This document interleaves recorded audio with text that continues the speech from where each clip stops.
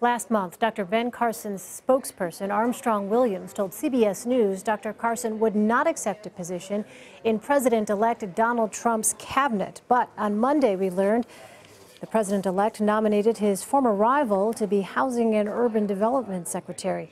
Carson was an early endorser of Trump after ending his own presidential bid. Let's bring in CBS News digital journalist Sopan Deb, who's been following Trump since the beginning of his campaign, and he's joining us on the phone. So, Sopan, what changed with Dr. Carson? Well, there are a couple of things here that are interesting. The first of which is that not only did things change for Donald Trump, apparently changed for Ben Carson. Ben Carson's spokesperson, Armstrong Williams, shortly after the election said that Ben Carson was not interested in cabinet position because he felt, in essence, that he was not qualified enough to lead it. Shortly after that, Ben Carson put out a Facebook statement that said, after some serious conversations with Donald Trump, that he felt he had something to offer to the administration. Today on NPR, Armstrong Williams, walked back that previous statement, saying that Ben Carson felt that he had an obligation to serve, but he still would prefer to remain in the public sector. In terms of Trump, Donald Trump and Carson have had a close relationship ever since Ben Carson came out and endorsed him shortly after dropping out of the presidential race. You might remember that last November, Donald Trump staged an elaborate demonstration at a rally in Iowa going after stories about whether Ben Carson really stabbed someone with a knife or whatnot, and called him a liar and all this stuff.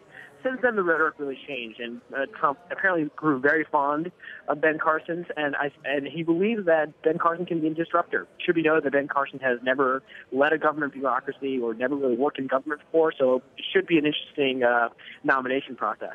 Yeah, absolutely. A lot of people will be watching that very closely. In other news, Sopan, the latest installment of Trump Tower Watch. It was interesting. There was a surprise visitor to Trump Tower on Monday. Former Vice President turned environmental activist Al Gore. Now, Donald Trump, as we all know, once called climate change a hoax. What do we know about that meeting? Not much. Kellyanne Conway came out and talked to reporters after the meeting in Trump Tower and just said that, they were very thrilled to have Al Gore there, and that very few people have had the experience of being president or vice president. They were excited to share his views. Now, what's interesting about this is that initially the meeting was just billed as, coming from the transition team, as just being between Ivanka Trump and Al Gore. And then, hours later, it turns out that Al Gore actually met with Donald Trump. And as you mentioned, it's a very interesting meeting because Gore, obviously, aside from being a staunch Democrat, they are North Pole and South Pole in terms of how they feel about climate change. Donald Trump does not feel nearly as strongly as Al Gore does on climate change. Some would say actually the exact opposite.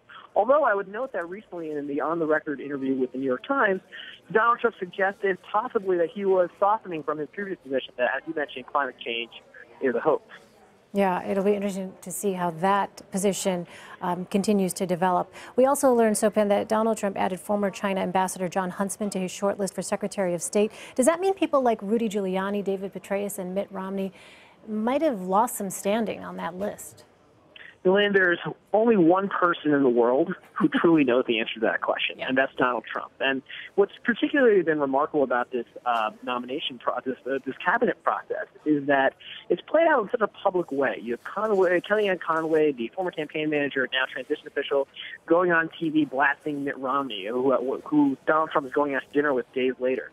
Rudy Giuliani was in the Wall Street Journal and doing interviews, openly campaigning for the job, as if this is some sort of a reality show. John Huntsman said he had not met with Donald Trump yet. He has said not much. He just said he's honored to be considered at this point. We just don't know how serious the Huntsman interest is. I imagine there will be a meeting, but that's not confirmed, and that's purely speculative at this point. But at this point, we just don't know how serious and how big the list is, other than it is larger than it was initially reported, but we just don't know how serious or how much longer that list is at this point. The intrigue continues. All right, our intrepid CBS News digital journalist Sopan Deb. Sopan, thanks as always. Thank you.